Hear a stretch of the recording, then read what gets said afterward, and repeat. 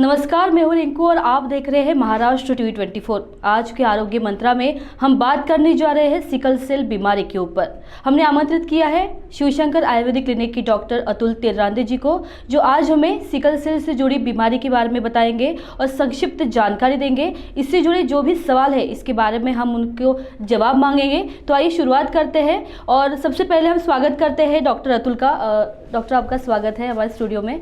मेरा पहला सवाल ये है कि सिकल सेल जो बीमारी है ये कितनी हानिकारक है और ये बीमारी क्या है? देखिए, जैसे आपने वर्ड यूज़ किया है सिकल सेल, तो उस नाम में ही, बीमारी के नाम में ही एक्सप्लेनेशन दिया है कि जो सेल्स है वो सिकल जैसी हो जाती है। सेल्स यानी क्या? कोशिकाएं। कौन सी कोशिकाएं होती है? जो रक्तकण होते हैं, लाल रक्तकण, जिसको आरबीसीज कहते हैं, रेड ब्लड कॉर्पसल्स कहते हैं। उनका साइज यूजुअली डिस्कॉइड होता है और वैसे डिस्क जैसे होते हैं, गोल प्लेट जैसे होते हैं। नॉर्मली उसी शेप में वो शरीर में सर्कुलेट होते हैं और ऑक्सीजन ले जाना, कार्बन डाइऑक्साइड वापस लाना, ये उनका काम होता है। लेकिन सिकल सेल में क्या हो जाता है, उनका शेप सिकल यानी हंसिया देखा है ना आपने, वो वीड़ा जो फार्मर्स नाइफ रहता है जिससे वो फार्मर काम करता है, उसके जैसा हो जाता है।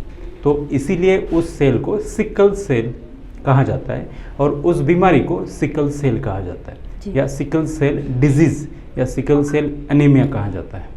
अब आपने पूछा कि ये बीमारी कितनी हानिकारक है। जैसे कि मैंने पहले बताया, आरबीसीज का काम है ऑक्सीजन ले जाना और कार्बन डाइऑक्साइड वापस लाना। जब वो अपना शेप खो देती है तब उसकी टेंडेंसी को भी खो देती है, यानी ऑक्सीजन ले जाना और कार्बन डाइऑक्साइड वापस लाना जो शरीर में बहुत आवश्यक है, वो फंक्शन ही सिकल सेल का, यानी उस सेल का ख़त्म हो जाता है सिकल के सेल की वजह से।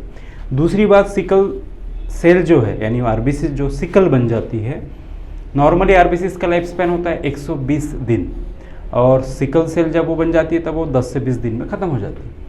तो इससे क्या हो जाता है कि जो सिकल सेल है वो शरीर में 10-20 दिन में ही ख़त्म हो जाती है, जो कि 120 डेज चलनी चाहिए।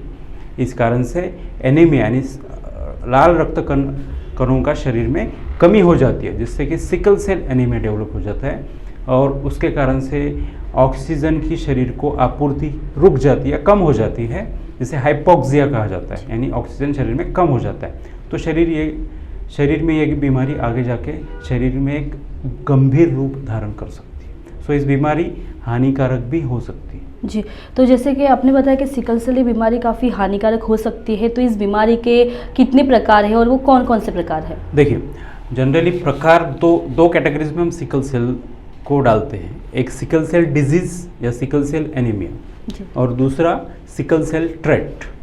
तो अब ये दो प्रकार जेनेटिकल इनहेरिटेंस से बनते हैं। दोनों पेरेंट्स से अगर सिकल सेल बच्चे को मिलता है तब वो एसएस पैटर्न का कहा जाता है, सिकल सेल एसएस पैटर्न का कहा जाता है। एसएस का मतलब दोनों ही जो ये है जीन्स वो एसएस एंड सिकल के हैं, दोनों ही मदर फादर से जो मिले हुए, इसलिए उसका सिकल शरीर में आरबीसी सिकलिंग के जो चांसेस है वो ज़्यादा बढ़ जाते हैं, जिस कारण से उसकी ऑक्सीजन आपूर्ति कम हो जाती है। ये पहला प्रकार हुआ, ये ज़्यादा सीवियर माना जाता है, जिसमें बच्चे को या फिर जिसको भी वो हुआ है वो काफ़ी सीवियर कंडीशन में रह सकता है। दूसरा फॉर्मेट ये होता है कि एक पेरेंट से ही उसको इनहेरिट हुआ है और दूसरे पेरेंट से नहीं हुआ है। तो एक नॉर्मल यानी एडल्ट हीमोग्लोबिन और दूसरा एस, तो एएस पैटर्न, ऐसा दो पैटर्न में बनता है। और भी उसके कुछ टाइप्स, सिकल सेल डिजीज के भी कुछ पैटर्न्स उन्होंने या फिर उसके टाइप्स बताए हुए हैं, जैसे HBSS pattern, HBSC pattern, HBS beta thalassaemia, इस टाइप के अलग अलग सिकल सेल के टाइप्स आपको देखने में मिलते हैं। जी, तो अगर यदि किसी व्यक्ति को अगर ये बीमारी हुई है तो उसके लक्षण उसको कैसे पता चलेगा? देखिए, बच्चे में शुरू में ही 5 महीने में भी एक लक्षण दिखना चालू हो जाते हैं और कभी कभी लेट तक दिखते हैं। कितनी सीवियरिटी है, कौन सा पैटर्न है, इस के ऊपर निर्भर करता है कि ये बीमारी के लक्षण उसको कब ध्यान में आएंगे या कब उसके समझ में आएंगे। इसके लक्षणों से उसको हम समझ सकते हैं। तो 5 महीने के बच्चे से लेके आगे की लाइफ में उसको कभी भी इस बीमारी के लक्षण दिख सकते हैं और उसके बाद डायग्नोसिस हो सकता है। जी, तो जैसे अगर आपने बताया कि अनुवांशिक रोग है, जैसे माता पिता के थ्रू मिलता है, तो इसमें बचपन से ही वो सिकल सेल का उसमें वो गुण आ जाता है, तो इसमें ऐसे कोई एज का कोई दायरा नहीं है। लेकिन क्या ऐसा संभव है कि मतलब छोटे बच्चों को ना होते अगर किसी अडल्ट को अगर ये बीमारी हुई हो तो उसको फिर कैसे पता चलेगा? देखिए, बीमारी तो उसके शरीर में ही होगी, इनहेरिटेड है तो बचपन से उसको होगी। अब ध्यान में कब आएगा ये इम्पोर्टेंट। जब तक उसका ब्लड टेस्ट या फिर जो भी लक्षण उसको नजर नहीं आते, उसके बाद डायग्नोसिस नहीं होता, तब तक ये पता नहीं चलता। अब इसके लक्षण जो आएंगे, हम जब लक्षण डिस्कस करेंगे, ये लक्षण आने के बाद जब वो डॉक्टर के पास जाएगा तब समझ में आएगा। जी, तो मुझे बताइए कि अगर सिकल सेल ग्रसित जो मरीज है उसको किन बातों का ध्यान रखना चाहिए इसमें? हाँ, बातों का ध्यान क्या रखना किन चीज़ों का भी उनको ध्यान रखना चाहिए? जैसे कि मैंने आपको ऑलरेडी बताया, ऑक्सीजन की आपूर्ति में प्रॉब्लम आती है सिकल सेल में, तो उस आदमी को ओवर एक्सर्शन नहीं कर सकता हो। Alcohol consumption, over exertion, smoking, इस कारण से उसको प्रॉब्लम हो सकती है। तो उसको नॉर्मल लाइफस्टाइल जीनी चाहिए, काफ़ी सात्विक। उसको कोई भी हेवी लोड, हेवी एक्सरसाइज या हेवी लोड करने के बाद ही उसको ये प्रॉब्लम आ सकती है। जी, तो क्या अगर किसी मरीज को सिकल सेल हुआ है तो क्या वो ठीक हो सकता है या आयुर्वेदिक में इसका इलाज संभव है? देखिए, सिकल सेल डिजीज पूरी तरह ठीक नहीं होगा, उसके शरीर में वो जेनेटिकली रहेगा। अब उसके लिए ऊपर बोन मैरो थेरेपीज वगैरह मॉडर्न साइंस डेवलप कर रहा है। बोन मैरो ट्रांसप्लांट ही उसका एक ट्रीटमेंट है परमानेंट, बट कंजर्वेटिव यानी पैलिएटिव ट्रीटमेंट उसकी हो सकती है, उसको मेंटेन किया जा सकता है पेशेंट को। तो उसकी लाइफ एक्सपेक्टेंसी आप बढ़ा सकते हैं, 50 साल तक उसको कुछ भी नहीं होगा, कोई प्रॉब्लम नहीं होगी, इतना हम कर सकते हैं। अब आप पहले लक्षणों को देखिए, यानी सिकल सेल क्या क्या सिम्टम्स लेके आते हैं। सबसे पहले वो चीज़ हमें डिस्कस करनी चाहिए कि सिकल सेल एनीमिया के पेशेंट को क्या दिखेगा। हाइपोक्सिक दिखेगा, वो ओवर एक्सर्शन, बच्चा हो या चाहे अडल्ट हो, ओवर एक्सर्शन हो गया कि उसको जाता है तो कैसा दिखेगा? शॉर्टनेस ऑफ ब्रीथ होगी, उसको सांस फूलना चालू हो जाएगा। एक बात, रिपीटेड इन्फेक्शंस उसको होते रहेंगे, इम्यूनिटी उसकी कम रहेगी, तो बार बार वो बीमार पड़ते रहेगा। बाद में उसके जॉइंट्स में पेन हो सकता है, जॉइंट्स में स्वेलिंग हो सकता है, इरिथेमिया हो सकता है। अब आप जैसे मैंने पहले ही बताया कि सिकल सेल की लाइफ स्पैन 10 से 20 दिन है, तो 10 से 20 दिन में वो सिकल सेल खत्म हो जाएंगे, उसके शरीर में डिस्ट्रॉय हो जाएगी, तो हीम मेटाबॉलिज्म आएगा, यानी वो हीमोग्लोबिन में से हीम निकलेगा, आयरन, और उसका मेटाबॉलिज्म होगा। हीम मेटाबॉलिज्म का बाय प्रोडक्ट होता है बिलीरुबिन, तो बिलीरुबिन होता है पीला, वो शरीर में बढ़ेगा, उसके वजह से जॉन्डिस डेवलप होने की संभावना उसको होती है। उसके बाद इरिटेबिलिटी होना उसको, ठीक है। उसके बाद वो यू कैन से उसकी यूरिन हाइपरटोनिक यानी येलोइशनेस ऑफ यूरिन, ये एक लक्षण उसमें ज़्यादा दिखाई देता है। उसके बाद अगर वो बच्चा है तो डिलेड ग्रोथ ऑफ प्यूबर्टी, यानी उसकी ग्रोथ उस फास्ट से नहीं होती जैसे नॉर्मल बेबीज़ की होती है। उसके बाद मैंने जैसे आपको बताया फ्रीक्वेंसी ऑफ इन्फेक्शन ज़्यादा हो जाता है। उसके अलावा उस पेशेंट में जनरली आरबीसीज बैकग्राउंड जैसे मैंने आपको बताया, और जॉइंट और एरिथेमा, बिकॉज ऑफ दिस उसके शरीर में कहीं लाल लाल चकत्ते आना, ये सारे लक्षण आपको सिकल सेल में दिखते हैं। ये लक्षण दिखने के बाद डॉक्टर डायग्नोसिस के लिए उसको ब्लड टेस्ट के लिए भेजता है। उसमें ज़्यादातर ब्लड टेस्ट, सबसे पहले सिकलिंग का टेस्ट होता है ब्लड से, अर्ली या लेट, उसमें पता चल जाता है कि पेशेंट में सिकलिंग पॉजिटिव है कि नहीं।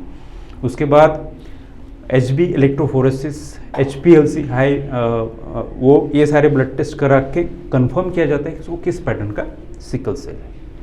जी, तो डॉक्टर मुझे बताइए कि अगर इस बीमारी से जुड़े संदर्भ के बारे में आप और कुछ अन्य जानकारी देना चाहोगे क्या? हाँ, अब ये डायग्नोसिस की बात होगी, जिसमें high performance liquid chromatography, electrophoresis और सिकलिंग, इन चीज़ों के बाद जब डायग्नोसिस हो जाता है कि कौन से पैटर्न का डिजीज़ है, AS पैटर्न या AS।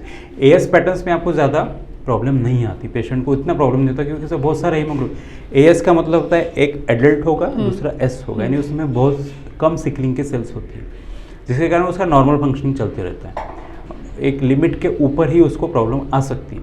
लेकिन AS पैटर्न में प्रॉब्लम्स टू ऑफन आती है, तो पेशेंट को बार बार शॉर्टनेस ऑफ ब्रीथ, कई बार उसको ब्लड ट्रांसफ्यूजन भी करना पड़ता है, जिसको हम एक्सचेंज ऑफ ब्लड बोलते हैं। तो वो ट्रांसफ्यूजन करने के बाद ही उसको रिलीफ मिलता है। उसको फिर बार बार इन्फेक्शन के कारण एंटीबायोटिक्स देने पड़ते हैं, पेन के लिए उसको पेन किलर्स देने, उसको कंजर्वेटिव या पैलिएटिव मैनेजमेंट उसको करती रहनी पड़ती है, ठीक है। अब इसके अलावा जैसे मैंने आपको बोन मैरो ट्रांसप्लांट की बात की, तो वो उसके अलावा आयुर्वेद में उसके ऊपर हम लोग उसके हीमोग्लोबिन को नॉर्मलाइज करने की कोशिश करते हैं, यानी हीमोग्लोबिन मेंटेन रहे, जितना भी नॉर्मल हीमोग्लोबिन या फिर आप बोल सकते हैं आरबीसीज उसके शरीर में बन रही है वो और अच्छे से बनते रहे, यानी शॉर्टनेस ऑफ जो आरबीसीज है, नॉर्मल आरबीसीज, वो उसकी बॉडी में ना हो। इसके लिए आयुर्वेद में कुछ मेडिसिन है जो डायरेक्ट बोन मैरो पे काम करती है और नॉर्मल आरबीसीज ज़्यादा से ज़्यादा मात्रा में तैयार हो और पेशेंट क्राइसिस में लैंड ना हो।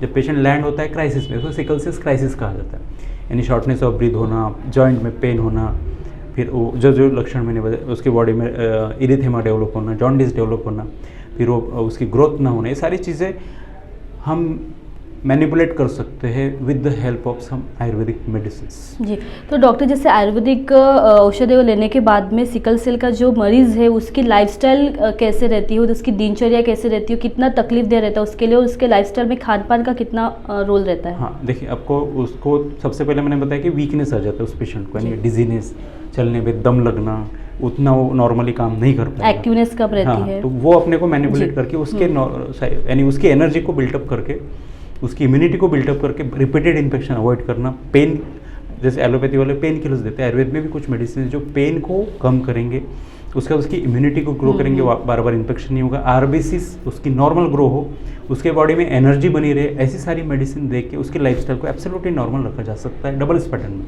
एएस पैटर्न में उतना प्रॉब्लम नहीं आता, लेकिन डबल एस में जो आता है उसको मैनिपुलेट किया जा सकता है, मॉडिफाई किया जा सकता है, सो दैट उसकी लाइफ एक्सपेक्टेंसी भी बढ़े और उसका लाइफ नॉर्मल ह्यूमन बीइंग्स की तरह नॉर्मल रहे। जी, तो धन्यवाद डॉक्टर, आपने बहुत अच्छी जानकारी दी सिकल सेल के ऊपर, और जो सिकल सेल से ग्रसित जो मरीज़ है उनके लिए भी काफ़ी अच्छी जानकारी दी है डॉक्टर अतुल ने। अगली बार हम ऐसे ही किसी मुद्दे को लेकर आपके पास आएंगे, तब तक आप देखते रहिए महाराष्ट्र टीवी 24। शिवशंकर आयुर्वेदिक क्लिनिक अनुभवी डॉक्टर से सज्ज, सभी प्रकार के आयुर्वेदिक दवाइयाँ मिलने का एकमात्र स्थान। इनका पता Shivshankar Ayurvedic clinic, doctor Mangala Ketkar hospital के सामने, महाजन मार्केट के पास, टेम्पल बाजार रोड, सीताबर्डी, नागपुर।